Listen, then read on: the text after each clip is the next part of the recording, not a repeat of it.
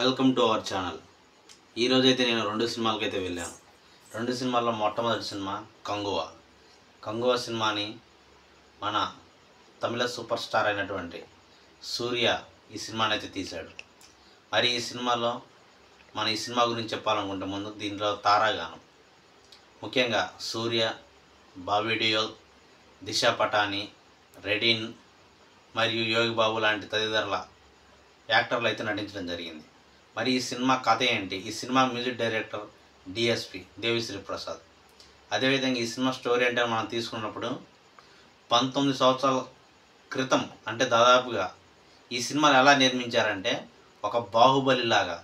ఈ సినిమా సన్నివేశాలు కూడా కొన్ని సీన్లలో మనకు బాహుబలి లాగా అయితే అనిపిస్తూ ఉంటుంది. మరి సినిమాలో ఫస్ట్ ప్రజెంట్ జనరేషన్ చూపించి దాని తర్వాత పాస్ట్ జనరేషన్ ఎలా ఉంది, ఇతర దేశస్తులు అంటే రోమేనియా దేశస్తులు మన దేశం మీద దండయాత్రకు వచ్చినప్పుడు ఎలా జరిగింది, అటువంటి విషయాలని సినిమాలో అయితే మనకు చూపించడం జరిగింది. మరి ఈ సినిమాలో ముఖ్యంగా మనం చెప్పుకోవాల్సింది సూర్య యాక్టింగ్. సూర్య యాక్టింగ్ గురించి మనం ఎంత చెప్పుకున్నా తక్కువే, ఎందుకంటే ఆయన సూపర్ పర్ఫార్మర్ కాబట్టి.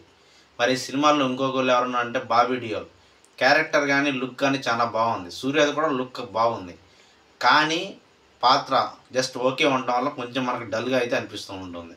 మరి సినిమాలో బీజిఎమ్స్ కానీ మరి దేవిశ్రీ ప్రసాద్ అందించినటువంటి సంగీతం కానీ మనకు సూపర్గా అనిపిస్తాయి. జ్వాల పాట అయితే మనకు వేరే లెవెల్లో అనిపిస్తుంది. చూసేటప్పుడు వినేటప్పుడు మనకి ఎలా అనిపించిందో సినిమాలో చూసేటప్పుడు కూడా అదే ఫీలింగ్ అయితే కలుగుతుంది, అంతకు మించి కూడా కలుగుతుంది. మరి క్లైమాక్స్ సీన్ కానీ మరి ఇంటర్వెల్ బ్యాన్ అయితే ఇంకా వేరే లెవెల్లో అయితే ఉంటుంది.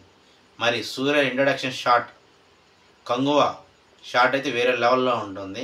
మరి కోన దగ్గరికి వెళ్ళినప్పుడు 100 మందిని రోమేనియా వాళ్ళని చంపేటప్పుడు ఇంకా యాక్షన్ అయితే సూపర్గా ఉంటుంది. మరి ఈ సినిమాలో నటించినటువంటి తారాగానం కానీ మరి సినిమాని నిర్మించినటువంటి జ్ఞానవేల్ రాజా గారు, UV creations Vamsi and Pramod గారు మరి ఈ సినిమాని విజువల్ ఎఫెక్ట్స్తో పూర్తిగా నింపేశారని చెప్పాలి. మరి సినిమా అయితే ఎక్సలెంట్గా ఉంది. నా రివ్యూ అయితే 3/5.